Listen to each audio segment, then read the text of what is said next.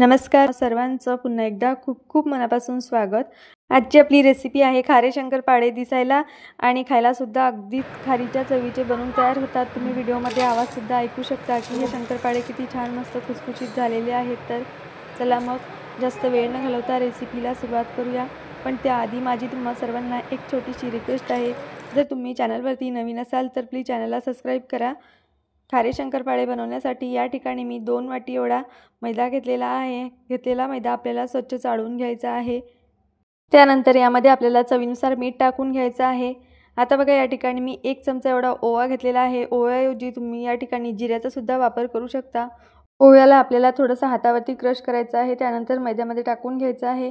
आता मीठ आणि ओवा मैद्यामध्ये मी छान मिक्स करून घेतलेला आहे। त्यानंतर बघा या ठिकाणी आपल्याला 4 चमचे थंड तेल टाकून घ्यायचं आहे।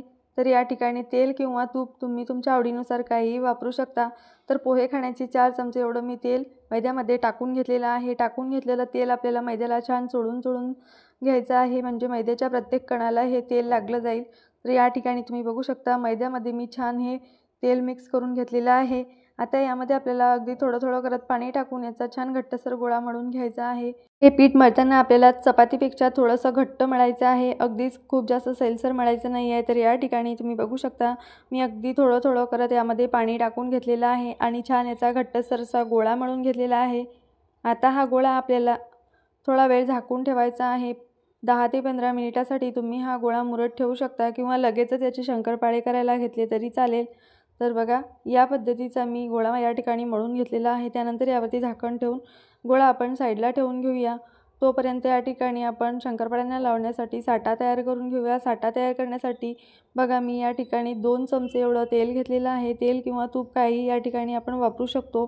त्यानंतर या तेलामध्ये किंवा तुपामध्ये आपल्याला साधारण 2 चमचे किंवा 1.5 चमचा एवढा मैदा टाकून घ्यायचा आहे आणि छान हे आपल्याला तेल आणि मैदा फेटून घ्यायचा आहे। त्यानंतर बघा आता 10 मिनिटे झालेली आहेत। आपला गोळासुद्धा छान असा मुरलेला आहे। आता मळून घेतलेल्या मैद्याच्या गोळ्याचे बघा मी या ठिकाणी छोटे 5 असे उंडे करून घेतलेले आहे। आता या उंड्यापासून आपल्याला एक पोळी लाटून घ्यायची आहे। तर शक्य तेवढी आपल्याला पातळ या ठिकाणी पोळी लाटायची आहे। मैद्याचं पीठ मळत असताना आपण त्यामध्ये तेलाचं मोहन टाकलेलं असल्यामुळे हे पीठ अजिबात लाटताना पोळपाटाला चिटकत नाही। पण जर चिटकत असेल तर तुम्ही पोळी लाटत असताना अगदी थोडासा मैदा पोळपाटावर भुरभुरून घेऊ शकता। तर या ठिकाणी बघा मी अगदी छान मस्त पातळ अशी या उंड्याची पोळी लाटून घेतलेली आहे। आता राहिलेल्या सगळ्या उंड्यांच्या आपल्याला याच पद्धतीने पोळ्या लाटून घ्यायच्या आहे। तर अगदी ट्रान्सपरंट अशा मी सगळ्या पोळ्या या मैद्याच्या लाटून घेतलेल्या आहेत। चला तर मग आता आपण पोळपाटावरती अगदी थोडंसं कोरडा मैदा टाकून घेऊया। त्यानंतर एक पोळी यावरती आपल्याला ठेवून घ्यायची आहे। त्यानंतर आता तयार करून घेतलेला साठा आपल्याला या पोळीवरती लावून घ्यायचा आहे। पोळीवरती आपल्याला साठा खूप जास्त लावायचा नाही, अगदी पातळ असा हाताने छान असा पसरून घ्यायचा आहे। तर या ठिकाणी तुम्ही बघू शकता मी पहिल्या पोळीवरती छान असा साठा लावून घेतलेला आहे। त्यानंतर आता आपल्याला यावरती आणखी एक दुसरी पोळी ठेवून घ्यायची आहे। तर अगदी व्यवस्थित आपल्याला ही पोळी ठेवून घ्यायची आहे।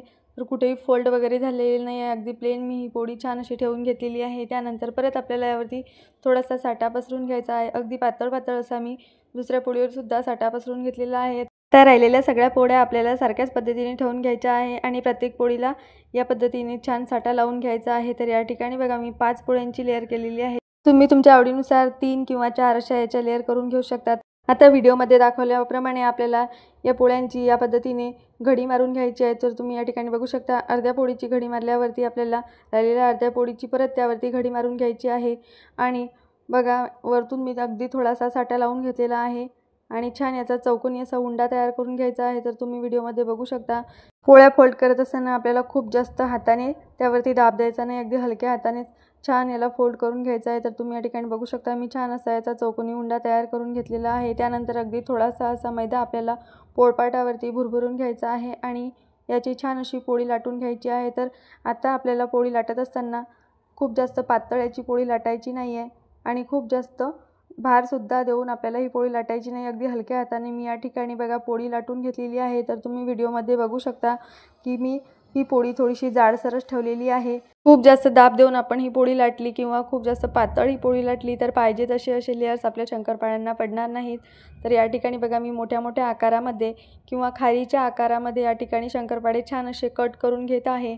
पोळीवरती मी चाकूने आधी उभ्या लाईन मारून घेतल्या, त्यानंतर आडव्या लाईन मारून घेतलेल्या आहेत। तर स्क्वेअर किंवा तुम्ही डायमंड शेपमध्ये सुद्धा हे शंकरपाळे कट करून घेऊ शकता किंवा अगदी छोटे छोटे आकारामध्ये सुद्धा हे शंकरपाळे आपल्याला कट करता येतात। चला तर मग आता सगळे शंकरपाळे मी ताटामध्ये काढून घेते। त्यानंतर बघा या ठिकाणी मी कढईमध्ये तेलसुद्धा गरम करायला ठेवलेलं आहे। तर शंकरपाळे तळण्यासाठी आपल्याला हे तेल अगदी हलकं गरम करून घ्यायचं आहे। खूप जास्त कडकडीत असं आपल्याला हे तेल गरम करायचं नाही आहे। त्यानंतर गॅसची फ्लेम मंद करून घ्यायची आहे आणि तेलामध्ये बसतील एवढे शंकरपाळे आपल्याला एका वेळेला टाकून घ्यायचे आहे। तर या ठिकाणी बघा मी 5 शंकरपाळे टाकून घेतलेले आहेत।